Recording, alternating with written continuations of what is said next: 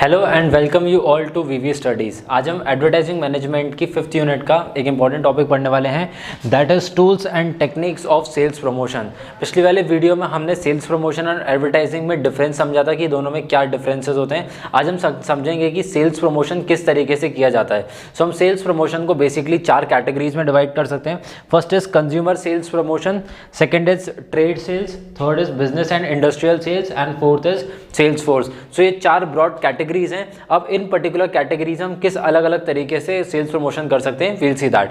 First coming on to the sampling, जहाँ पे जो डायरेक्टली कंज्यूमर्स को सैंपल्स बांटे जाते हैं। फॉर एग्जांपल, अगर आप किसी मान लीजिए आप किसी नए रेस्टोरेंट गए हो, अब उस रेस्टोरेंट में आपने कुछ ऑर्डर किया, उस ऑर्डर के साथ में उनका हो सकता है कोई नया प्रोडक्ट हो, नया बेवरेज हो, नया डेजर्ट हो, तो वो आपको कॉम्प्लीमेंट्री एक फ्री में दिया जाए।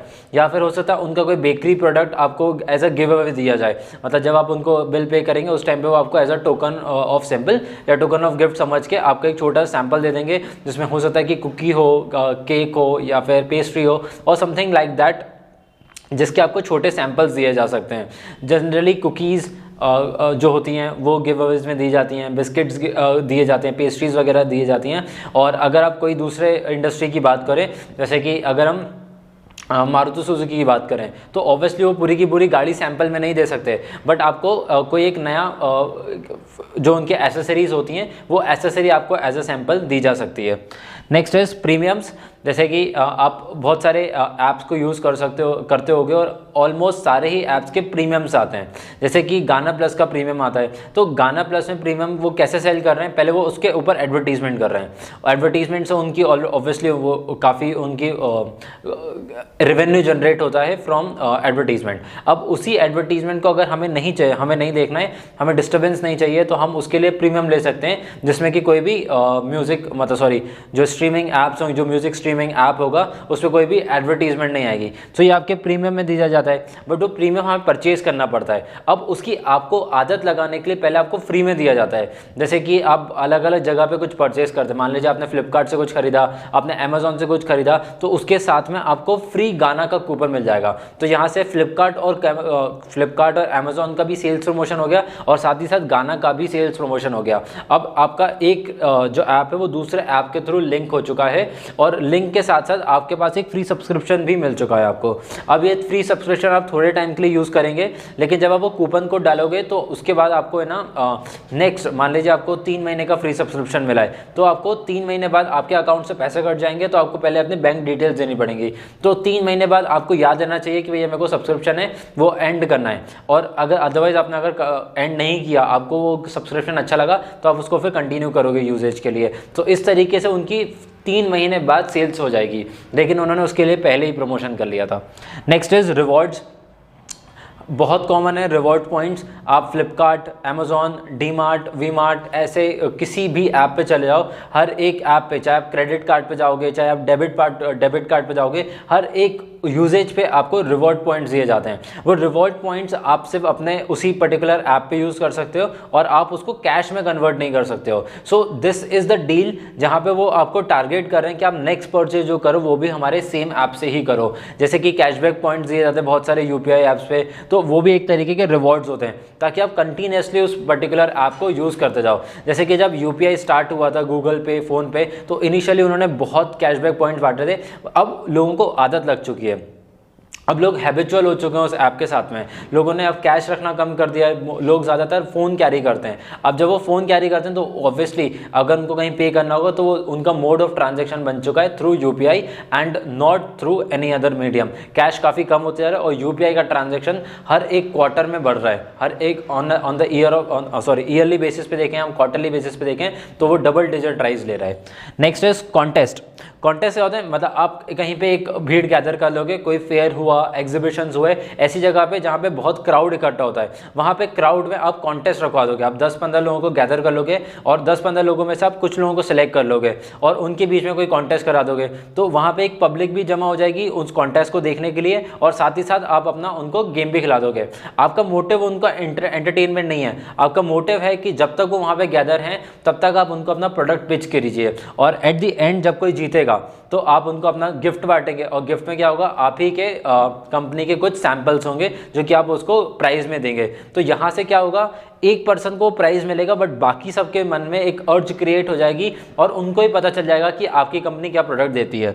Next is point of purchase. Point of purchase basically जहाँ पे आप परचेज करने वाले हो उस जगह पे सेल्स के तरीके, जैसे मान लीजिए आप किसी शॉप पे जाते हो तो उस शॉप के बाहर आपको उनके होर्डिंग्स दिखते हैं, आपको वहाँ पे उनके कटआउट्स दिखते हैं, बाहर अगर उनके कोई फेस्टिव ऑफर्स चल रहे होते हैं या सीजन ऑफर्स चल रहे होते हैं वो सीजन ऑफर्स बाहर लगे रहते हैं, तो ये डिस्प्ले पे लगे रहते हैं on the point of purchase. अगर आप किसी शॉप के बाहर से जा रहे हो तो वहां पे आपकी नजर पड़ जाए और उस ऑफर को देख के, उस सेल्स प्रमोशन को देख के आप उस शॉप में एंटर करके प्रोडक्ट परचेज करो।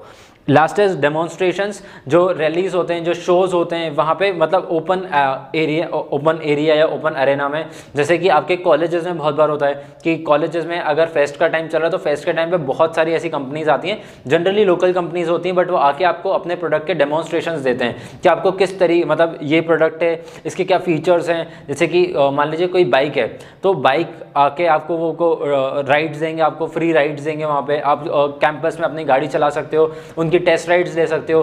तो वहाँ पे एक डेमोन्स्ट्रेशन के थ्रू आपको लगता है कि ये गाड़ी बहुत मस्त थी, नेक्स्ट टाइम मैं परचेज करना चाहूँगा तो कर लूँगा। जनरली जो डेमोन्स्ट्रेशन होते हैं वो at the time of purchase नहीं चाहते हैं, बट वो एक एक्शन चाहते हैं in the coming period of time. Next and last is तो कूपन्स, जैसे कि आप रिलायंस ट्रेंड जाते होगे या फिर आप किसी कहीं पे भी शॉपर स्टॉप जाते होगे या फिर आप बिग बाजार जाते होगे तो वहाँ पे आपको कूपन्स दिए जाते हैं at the end of your purchase.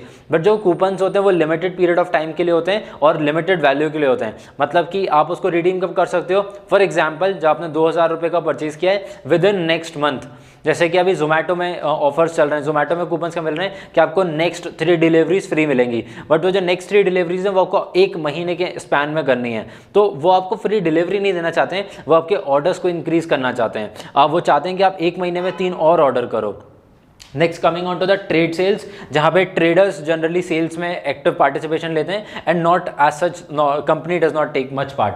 First is the point of purchase displays, जैसे कि हमने इसमें डिस्कस किया था, जो ट्रेड, जहाँ पे ट्रेडर की शॉप होती है, चाहे उसका होलसेल बिजनेस हो चाहे उसका रिटेल बिजनेस हो, जनरली रिटेल बिजनेस में ये चीज़ें ज़्यादा होती हैं। वो अपने जैसे मान लीजिए कोई मॉल में है तो मॉल में अलग अलग जगह पे वो अपने डिस्प्लेज ला के रखेगा कि मेरी शॉप इस पर्टिकुलर लोकेशन पे, आप यहाँ पे आके परचेज कीजिए सामान। नेक्स्ट इज थ्रू इंसेंटिव्स, जो ट्रेडर के पास जो लोग काम कर रहे होंगे, जो एम्प्लॉयज जो वर्क करते होंगे, उनको वो इंसेंटिव्स डिस्ट्रीब्यूट करेगा on the basis of the sales. वो उनको हाई टारगेट्स अचीव करने के लिए मोटिवेट करने का एक तरीका होता है, क्योंकि अगर मान लीजिए आपकी बेसिक सैलरी है, पर मंथ आपको 30,000 मिलते हैं, और अगर आपको कोई बोले कि अगर आपने अगले महीने 100% से ज़्यादा टारगेट अचीव किया, मान लीजिए आपने 110% किया, 120% दिया, तो फॉर एवरी राइज इन 10% आपको कुछ एक्स्ट्रा सैलरी मिलेगी। मान लीजिए वो 10% एक्स्ट्रा सैलरी दे रहे हैं, तो आपके मन में एक अर्ज क्रिएट करेगा कि मेरे को 30,000 मेरी सैलरी है, बट अगर मैंने ज़्यादा काम किया, ज़्यादा अच्छे तरीके से काम किया, तो मेरे को 10% मतलब 3,000 रुपये सैलरी और इंक्रीज होकर मिलेगी। इसी बेसिस पे और बढ़ सकती है वो चीज़ें। Next is cooperative. Cooperative as an की जहाँ पे सिर्फ एक ट्रेड सेल्स काम नहीं करेगा बट कंपनी भी उसके साथ मिलके काम करेगी, मतलब कि कंपनी भी कुछ डिस्काउंट देगी और जो ट्रेडर्स है वो अपने साइड से भी कुछ डिस्काउंट देगा। सो एक तरीके से यहाँ पे एम्प्लॉइज कस्टमर्स को बहुत ज़्यादा फायदा हो जाता है, बट उनका यहाँ पे यूनिट ज़्यादा सेल हो जाते हैं। जब कंपनी को ज़्यादा यूनिट सेल करने होते हैं, जैसे कि मान लीजिए 5G लॉन्च हो चुका है, तो आने वाले टाइम में ऑलमोस्ट 4G सेल्स की जो सेल्स है वो काफ़ी मतलब अप डाउन मार्केट ही होने वाली है, धीरे धीरे करके वो कम होती जाएगी लेकिन बढ़ेगी नहीं। तो जो कंपनीज हैं और जो ट्रेडर्स हैं वो क्या चाहेंगे कि वो जल्दी से जल्दी उनका स्टॉक खत्म हो जाए, बिकॉज अगर वो एक बार स्टॉक जमा हो गया तो आने वाले टाइम में हो सकता है वो प्रोडक्ट फिर सेल ना हो पाए, बिकॉज वो टेक्नोलॉजी जो है वो आउटडेट हो चुकी है। तो कंपनी भी इसके लिए नए इंसेंटिव ऑफर्स निकालेगी और जो ट्रेडर्स हैं वो खुद की तरफ से भी कुछ ऑफर्स देंगे। Next is trade shows. Trade shows is almost like demonstration. जब आप रोड पे निकलते हो, आप कॉलेजेस में जाते हो, आप फेस्ट में जाते हो, आप फेयर्स में जाते हो, आप एग्जीबिशंस में जाते हो, वहाँ पे जाके आप अलग से ट्रेड शोज करते हो। जनरली हम ये चीज़ देखते हैं रियल एस्टेट में और ऑटोमोबाइल में, जैसे कि ऑटोमोबाइल मेलाज लगते हैं, जैसे कि फेयर एग्जीबिशंस लगती हैं फॉर बुक फेयर ट्रेड्स होती हैं। तो यहाँ पे क्या होता है, एक एरिया बना देते हैं जहाँ पे अगर आपकी मन की चीज़ है, जैसे कि मेरे को अगर ऑटोमोबाइल में इंटरेस्टेड है तो मैं ऑटोमोबाइल शो में जा सकता हूँ। अगर मेरे को रियल एस्टेट में परचेज करना है नियरली, तो मैं उसके पर्टिकुलर एरिया में जा सकता हूँ जहाँ पे आपको बहुत सारी प्रॉपर्टीज मिल जाएंगी नियर बाय माई सिटीज़। तो यहाँ ट्रेड शोज काफ़ी ज़्यादा इंक्रीज करते हैं रेवेन्यू में। Next is business and industrial sales. Business और इंडस्ट्री दोनों मिलकर ज़्यादा सेल्स करना चाहते हैं और बहुत ही कॉमन पॉइंट्स हैं जो कि हमने पिछले वाले पॉइंट्स में देखे हैं, जैसे कि एडवर्टाइजमेंट स्पेशलिटीज़। एडवर्टाइजमेंट स्पेशलिटीज़ अलग से है फॉर इंडस्ट्रियल सेल्स, बिकॉज जब इंडस्ट्री में आप करते हो तो वो बिजनेस टू बिजनेस सेल करना चाहते हो, आप बिजनेस टू कस्टमर सेल नहीं करना चाहते हो। जब आप बिजनेस टू कस्टमर सेल करते हो, जो B2C बिजनेसेस होते हैं वो जनरली जो प्रमोशंस करते हैं वो बहुत ही स्मॉल स्केल पे करते हैं, बट जो इंडस्ट्रियल सेल्स होते हैं क्योंकि वो बिजनेस को अप्रोच करना चाहते हैं, एक बिजनेस दूसरे बिजनेस को सेल करना चाहता है, तो इसके लिए ज़्यादा प्रोफेशनल फोरम्स को यूज़ किया जाता है। Next is business gifts. जो बिजनेस, जैसे कि मान लीजिए मेरी फार्मास्यूटिकल कंपनी है और मेरे को डॉक्टर को पिच करना है, जैसे कोई मेडिकल प्रैक्टिशनर्स जो होते हैं उनके लिए MR जो होता है वो उनको ऑफर्स देता है, उनको गिफ्ट कार्ड देता है कि आपके पास जो पेशेंट आए आप हमारी कंपनी का उनको मेडिसिन उनको सजेस्ट कीजिए, तो उसके बेसिस पे वो उनको गिफ्ट कार्ड्स देते हैं। सिमिलरली इन्हीं प्रोडक्ट के ट्रेड शोज भी हो सकते हैं, इंडस्ट्री भी ट्रेड शो करा सकती है। सैम्पलिंग हो सकती है, जो अगर आपके कोई छोटे प्रोडक्ट्स हैं तो आप बिजनेस टू बिजनेस में भी वो सैम्पल्स दे सकते हैं। जैसे मान लीजिए कोई होटल चेन है और मेरा प्लम्बिंग का काम है, मतलब प्लम्बिंग एज एन कि मैं डोर नॉब सेल करता हूँ या फिर मैं वॉश बेसिन सेल करता हूँ या इसी तरीके के प्रोडक्ट सेल करता हूँ। अब अगर कोई होटल बना रहा है तो उसको वो चीज़ें बल्क में चाहिए, तो आप उसको सैम्पल्स भेज सकते हो ताकि वो सैम्पल देख के डिसाइड कर पाए कि हाँ ये इसका क्वालिटी कैसी है, क्या ये मेरे इंटीरियर्स के साथ जाएगा या नहीं जाएगा, उस बेसिस पे ही can decide. Similarly bonus packs भी दिए जा सकते हैं। Bonus packs and business card are not exactly same, because जो gift card business gift card होते हैं वो थोड़े फॉर्मल होते हैं, थोड़े प्रोफेशनल्स होते हैं, और बोनस पैक्स जो होते हैं उसमें आप हो सकता है कि उनको टूर्स दे रहे हो, ट्रिप्स दे रहे हो, या फिर अलग अलग टाइम पीरियड पे आप उनको कुछ ना कुछ होम अप्लायंसेस दे रहे हो, तो वो सब आपके बोनस पैक्स में आ सकते हैं। Next is trial offer. Trial offer is again like sampling, but sample जो होता है वो बहुत ही छोटा पीस होता है। जो आपका ट्रायल ऑफर्स रहते हैं उनकी क्वांटिटी एसेस थोड़ी सी ज़्यादा होती है और आप उसके लिए एक मिनिमलिस्टिक प्राइस को मतलब जो आपका एक तरीके से जो आपको मैन्युफैक्चरिंग कॉस्ट लगा है वो आप ट्रायल पैक्स में या ट्रायल ऑफर्स में उनको कॉस्ट देते हो। Next is sales force. Sales force is again, जब हम कॉमन पॉइंट देखेंगे जैसे कि बोनसेस देना आपके कस्टमर्स को या फिर अपने बिजनेस पर्सन्स को, उनको गिफ्ट्स देना, जैसे कि आप फैमिली पैकेजेस दे रहे हो, टूर्स एंड ट्रिप्स दे रहे हो, आप होम अप्लायंसेस दे रहे हो, तो ये गिफ्ट्स में आ जाते हैं।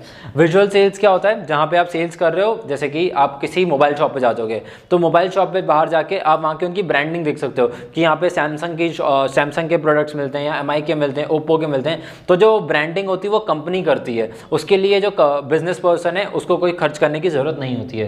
Next is sales rally.